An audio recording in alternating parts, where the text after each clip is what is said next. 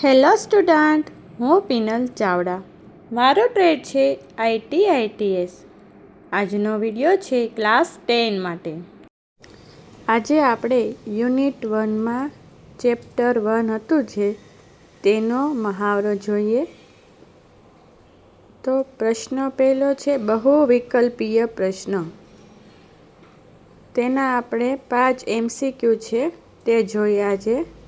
પહેલું, લિબ્રેઓફિસ રાઇટરમાં આપેલ ડોક્યુમેન્ટ બનાવવા માટે નીચેનામાંથી કઈ વિશેષતાઓનો ઉપયોગ કરવામાં આવે છે? તો તેનો જવાબ આવે છે બી. એન્વેલોપ. બીજું, રાઇટરમાં સ્ટાઇલ મેનુ સાઇડબારમાંથી નિમ્ન પર કામ કરવા માટે વિકલ્પો પ્રદાન કરે છે. તો તેનો જવાબ આવે છે ઉપરોક્ત બધા. પેરેગ્રાફ, ફ્રેમ, પેજ એ ત્રણેય સ્ટાઇલ છે તે સાઇડબાર પર આવે છે. ત્રીજું, લિબ્રેઓફિસ રાઇટરમાં સ્ટાઇલ ટેમ્પલેટ શું છે? તો તેનો જવાબ છે બી. એક પ્રકારનો મોડેલ સ્ટાઇલ. ચોથું, નીચેનામાંથી તમારા ડોક્યુમેન્ટેશન સ્ટેટસ આપે છે જેમ કે પેજ નંબર, પેજની સંખ્યા.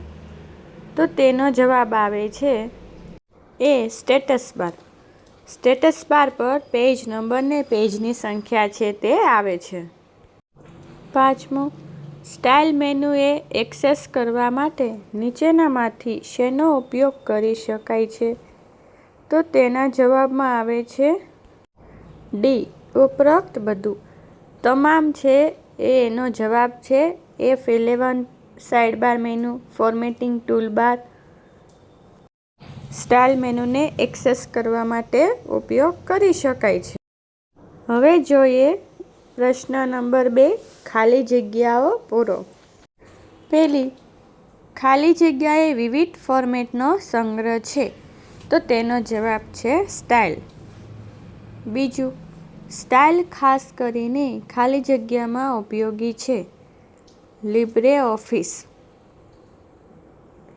ત્રીજું, સ્ટાઇલનો યોગ્ય ઉપયોગ ડોક્યુમેન્ટમાં ખાલી જગ્યાને બહેતર બનાવે છે. તેનો જવાબ છે સુસંગતતા. ચોથું, સ્ટાઇલ વિન્ડોની ટોચ પરના પ્રથમ 5 બટનો ખાલી જગ્યાની શ્રેણી પસંદ કરવા માટે છે. તો તેનો જવાબ છે સ્ટાઇલ્સ. પાંચમું, પ્રી-ડિફાઇન્ડ ખાલી જગ્યાનો ઉપયોગ કરવાથી ડોક્યુમેન્ટમાં બુકમાર્ક બનાવી શકાય છે. તેનો જવાબ છે હેડિંગ સ્ટાઇલ્સ. છઠ્ઠું, નવી ફાઇલ ખોલવા પર ખાલી જગ્યા સ્ટાઇલનો ઉપયોગ ડોક્યુમેન્ટ ફોર્મેટ કરવા માટે થાય છે. તો તેનો જવાબ છે ડિફોલ્ટ. સાતમું, પૃષ્ઠ લેઆઉટ ડોક્યુમેન્ટમાં તમે ટેક્સ્ટ બોક્સ અને ગ્રાફિક્સ જેવા ખાલી જગ્યાને ગોઠવી શકો છો. તો તેનો જવાબ છે ઓબ્જેક્ટ્સ. આઠમું, કેરેક્ટર સ્ટાઇલ ઘણીવાર ખાલી જગ્યા સ્ટાઇલમાં સંકલિત થાય છે.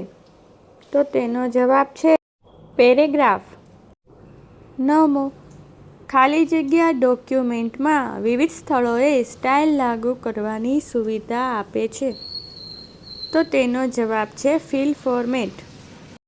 10મું, પ્રી-ડિફાઇન્ડ સ્ટાઇલ ખાલી જગ્યાને ડ્રેગ એન્ડ ડ્રોપ પદ્ધતિ દ્વારા અપડેટ કરવામાં આવશે. તો તેનો જવાબ છે કરી શકતા નથી.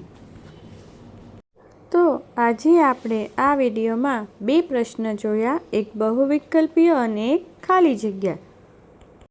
ચાલો ફરી મળીશું. આવજો. Thank you.